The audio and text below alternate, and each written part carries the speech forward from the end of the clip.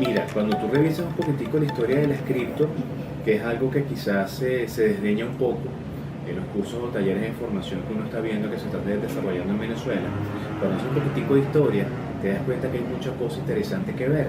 En principio, en el año 88, un ingeniero de la Intel, de nombre Timothy May, que murió recientemente en el año pasado, en noviembre, redactó un manifiesto que le llamó Manifiesto Criptoanarquista. Yo dije, ya va, ¿y qué carrizo tiene que ver eso con el tema de las cripto más adelante? Bueno, en el año 1988 este señor redactó este documento de una paginita donde él decía que con la tecnología que ya venía del internet, que recordemos que ya existía ARPANET en esa época, las matemáticas, la criptografía y la ciencia de la computación, se iba a poder generar algún cambio del orden de las cosas, ¿no? en el mundo, en los países, ¿no? El dólar como divisa que se utiliza para cualquier cosa y todo lo demás. Esa idea quedó allí, ¿no? Luego de la crisis del año 2008, la crisis financiera de la subprime, que todos recordamos eso, muchas personas perdieron muchísimo dinero por invertir en unos productos financieros muy complejos, muy riesgosos. Se da la gran oportunidad para que un miembro de un grupo muy particular que creía en este manifiesto criptoanarquista, Satoshi Nakamoto, en un grupo que se llamaba Cypherpunks, o sea, los punks cifradores, se diera la tarea de unificar lo mejor de los talentos y de las investigaciones de los miembros de ese grupo para crear algo que es la blockchain, ¿verdad? Esa blockchain con protocolos que conectan data de una manera muy particular y única, con mucha seguridad, con mucha transparencia, con temas de encriptación bastante elevados que dan una robustez a la plataforma. Se crea el primer producto criptográfico pensado para ser transable en un mercado. Y la intención de esto, que yo te comento, bueno, ya va, y por qué tanta historia, ¿no? Es que efectivamente uno de los objetivos que se había pensado con la creación del Bitcoin era cambiar el orden de las cosas. ¿Cuál es el orden de las cosas? La banca tradicional, ¿verdad? La banca central y el dólar como moneda de punto de vista hegemónico.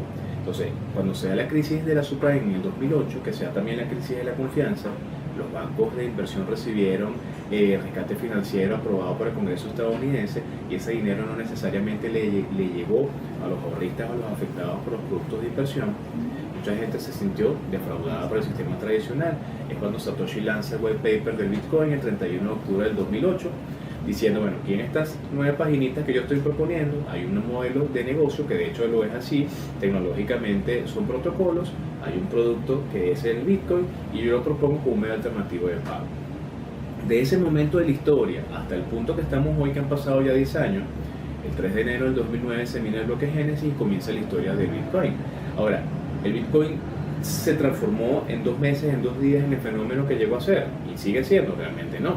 Pasaron como 5 años para que más o menos cobrara valor y relevancia. Mucha gente lo ha asumido por ser un medio de pago, un elemento transaccional digital bastante seguro, desnacionalizado, desconcentrado, distribuido, que no está en relación de dependencia con la política económica de un país en particular. Por eso, lo que le llega a pasar a Bitcoin no va a depender quizás del Ministerio de Finanzas de los bancos centrales. Entonces, sí llega para irrumpir en las finanzas tradicionales, sí llega para ofrecer un mecanismo distinto de pago y sí llega para hacer algo totalmente diferente. Como es algo tan distinto, y mucha gente no lo entiende, lo adversa.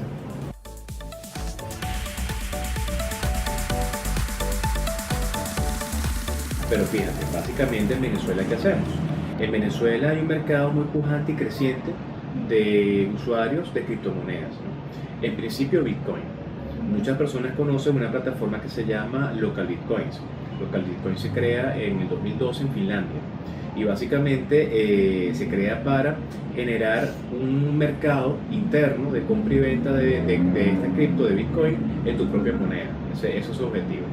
Bitcoin y con Local Bitcoin se potencia el acceso para muchísimas personas a nivel mundial, y en Venezuela, fíjate tú, dada la situación que yo te comentaba anteriormente de hiperinflación y todo lo demás, la dificultad que tenemos en el acceso a las divisas, la dificultad que no todo el mundo tiene cuenta afuera del país, en dólares o en euros, muchas personas se han orientado al tema de Local Bitcoin como plataforma, crear una billetera, a cambiar sus bolívares por satoshis o por bitcoins, el que los tenga, ¿no? El que tenga 3.600, 4.000 dólares y pueda comprar uno chévere, pero al final de cuentas muchas personas lo hacen como un mecanismo de resguardo o de ahorro a largo plazo. Ahora, en Venezuela no solamente tenemos Bitcoin, mucha gente la usa para ahorrar, para protegerse, también está Local Ethereum, que es otra plataforma donde muchos venezolanos estamos participando. También tienes criptomonedas hechas en Venezuela, que eso es una cosa bien particular. De 2015 en adelante muchos chamos comienzan a desarrollar proyectos, Bolívar Coin, Arepa Coin, Onyx Coin, LKR Coin, Unit Coin, Vehiculum, Andes Coin, es la criptomoneda de Estado Táchira, ¿sí? Que se creó el año pasado. Y básicamente en el país tú lo que ves a nivel de indicadores, como no hay, si bien existe una superintendencia de criptoactivos, no hay data actualizada por algún ente central que te hable de eso. Entonces toda la data que tú recoges de Venezuela proviene de estas plataformas que te mencioné, ¿no? Local Bitcoin, Local Ethereum y Coinbase. En Venezuela, a la semana del 26 de enero de este año, 2019, se habían transado en una semana 1.782 bitcoins. Tú dices 1.782, bueno, ya va, pero ¿qué precio tiene cada bitcoin? Al 26 de enero de este año tenía un precio de $3.604 un bitcoin. Y tú multiplicas 3.604 por 1.782, es unos cuantos millones de dólares que se transaron en una semana por esa plataforma solamente por venezolanos.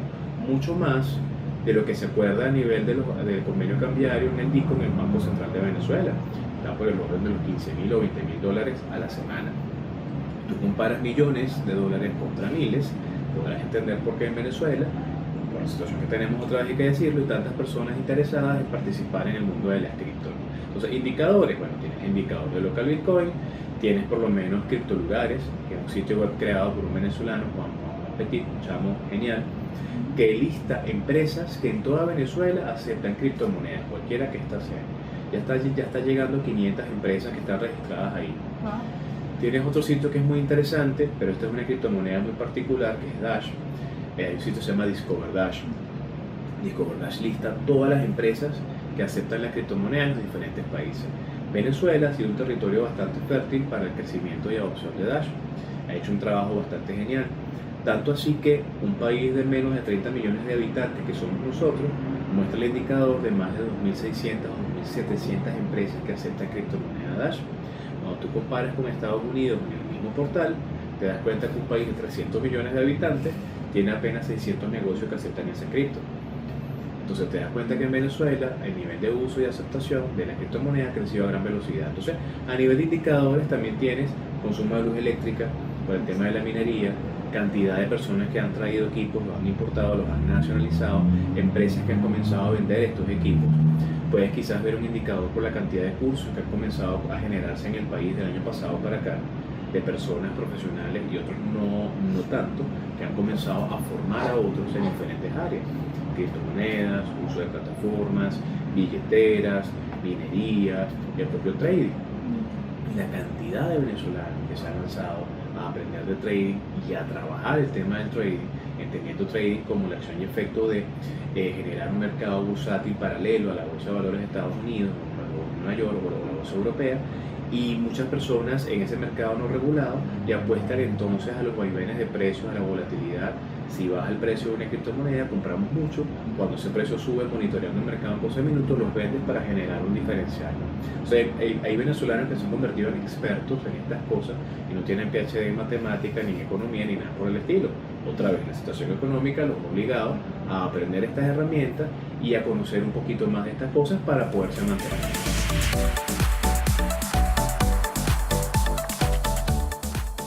Bueno, fíjate, primero que nada, apertura de mente, ¿no? Amplitud de mente. Todo esto es nuevo. Estamos utilizando datos digitales como si fuese un dinero. Entonces no es cualquier cosa tener un Bitcoin, 2 Bitcoins o 3 Bitcoins, o en dado caso perderlo, ¿no?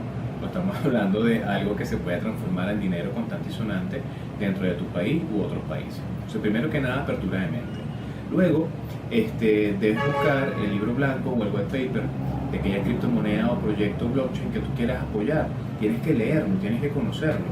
Tienes que saber cuál es la plataforma, tienes que saber quiénes son los desarrolladores, tienes que saber cuál es el uso que va a tener, tienes que conocer cuáles son las personas que están vinculadas al proyecto, quién los está financiando. Todo eso es importante. Luego de que conozcas todo esto, debes entonces saber cuáles son las herramientas a través de las cuales te puedes conectar con la plataforma. de dónde se pueden descargar las wallets, qué tipo de wallets existen para esto, ¿verdad? Si hay alguna plataforma u organización que soporte el desarrollo de ese proyecto, ¿no? Luego saber si la criptomoneda está listada en algún exchange nacional o extranjero, y si está listada en un exchange, desde qué fecha está listada y cuál ha sido más o menos su comportamiento de mercado a nivel de precios. Eso es muy importante, porque los precios que estamos viendo allí son el referente simbólico de las necesidades y evidentemente la oferta y la demanda de las personas de ese cripto en el mercado. Lo otro evidentemente es participar activamente en las comunidades de redes sociales y de microblogging, bien sea WhatsApp, Telegram o Discord, de la criptomoneda o proyecto que estás apoyando. Siempre y cuando se esté generando constantemente información, vamos a pasar por una fase muy importante que es la socialización de la criptomoneda, que es informar, que es educar, que es mostrar a las personas de qué va, para que luego de eso pasemos a la fase de adopción. Y la adopción tiene que ver con el hecho de monetizar la criptomoneda desde el punto de vista de las estructuras de costo y los sistemas de precios en las personas y los países. La única manera de que una criptomoneda llegue a crecer a gran velocidad y cobre valor de uso y valor de cambio para las personas es que más personas las estén utilizando para cubrir necesidades reales. Si no, no estamos haciendo nada. Luego de lograr todo esto, entonces tienes que comenzar a crecer dentro de tu mercado. Y todas estas herramientas de marketing, elementos legales, aspectos financieros, son importantes conocerlas para darle más cuerpo y más robustez. Ninguna persona estará dispuesta a participar en un proyecto que no presente credibilidad, seriedad y transparencia. Si alguna persona llega y te llama y te dice, oye, dame $2,000 para financiar un proyecto, ¿y qué proyecto es ese? Bueno, no sé realmente cómo es la cosa. ¿Tiene página web? No, tampoco tiene. ¿Lo conoces? No, mucho menos. Entonces, evidentemente, hay elementos de sentido común que tienen que ver con la propia escogencia de aquellas cosas que nos llaman la atención. Y muy importante, educarse cada vez más, no solamente en temas legales, sino en temas financieros, en temas económicos y sobre todo en temas de tecnología. Hay personas que dicen, bueno, no hace falta que tú aprendas de qué va la blockchain o cómo es esto para participar. Al contrario, tienes que aprender qué tipo de blockchain estás, cuál es el algoritmo que estás utilizando, si se mina, cómo se mina, qué tecnología o qué protocolos están utilizando. Mientras más tú conozcas de ese proyecto, más conocedor te haces y mucho mejor vas a manejar la información que te va a permitir hacer crecer en comunidad esta criptomoneda o ese proyecto para cada vez más personas y lograr el objetivo, bueno, de ir inundando el mercado para luego pensar a nivel de escalar, ir a otros países o crear otros proyectos a partir del original.